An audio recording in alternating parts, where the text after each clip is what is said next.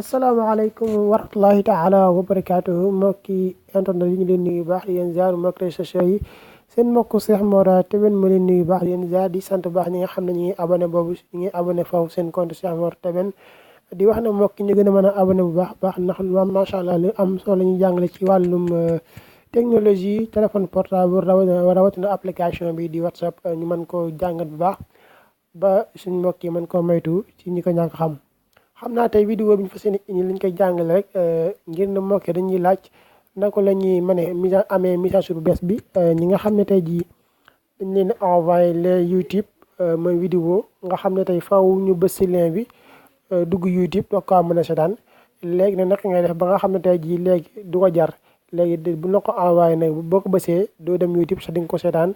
macha allah xam naa loolu lu am solo la mu nekk mu bokk ci mise à jour bu bees bi. xam naa tey buñ ko bëggoon a am dañuy dem Play Store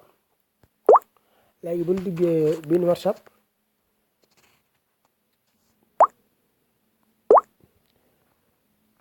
léegi bu ñëwee nii lay mel xam nga man dama mise à jour WhatsApp ba pare moo tax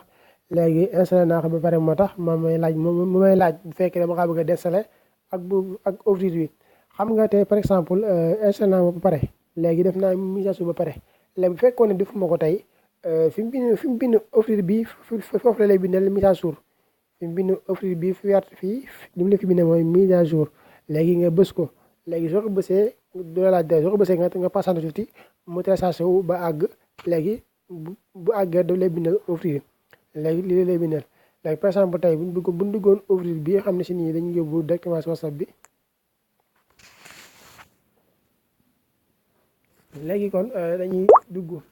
pour wan leen ne vidéo yi ni mu mel léegi bu fekkee na dugg ba pare vidéo yi nii lay mel automatiquement nii lay mel moom vidéo yi moom jëmm ji lay yor léegi du yor jëmm ju njëkk nga xam ne dañ lay envoyé bu nekk sans leen bu naw nii rek nga bës si dugg YouTube léegi kon nii lay mel léegi bës bëggee bu dugg ñu xool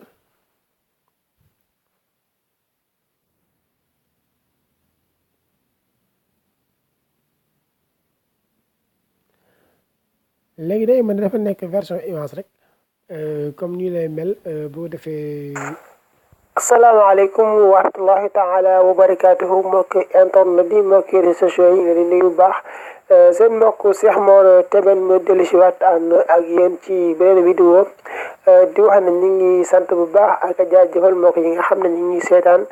rawatina ñi nga xam ne ñoo abonné ci seen compte bo waaw xam naa comme nii la léegi bu ko defee bu la neexee nga yóbbu ko fu la neex waaw nga teg ko fa waaw par exemple tey bu la neex nga yóbbu fu ko neex léegi bu fekkee dafa nekk nii te jëmm ji mu naw nga bëgg jëmm ji lépp génn vidéo bi léegi yaa ngi gis lu mën ne saaru lu weex yi si kaw mooy angal yi mooy ñeent koñ yi nga xam ne dañoo dajee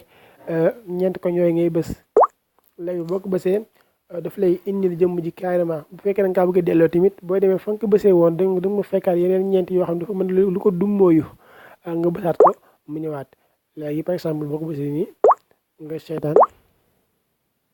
boobu Cheikh Mor Teben di dugal ay vidéo yu am solo ci wàllum téléphone portable léegi par exemple tey nga bësaat ko mu delluwaat léegi bu fekkoon naa bëgg a génn si vidéo bi carrément léegi lu mën ne alaamat dabu bi si gaa sama arabisan yi léegi moom ngay bës soo bësee mu dem waaw gis nga soo ko laal rek mu daal di dem léegi xam naa kon loolu la mbokk yi ñuy jégalu baax a baax si kàddu yi am si nii dañoo xam a soñ moo tax seen mbokk Cheikh Mor Teben ak beneen vidéo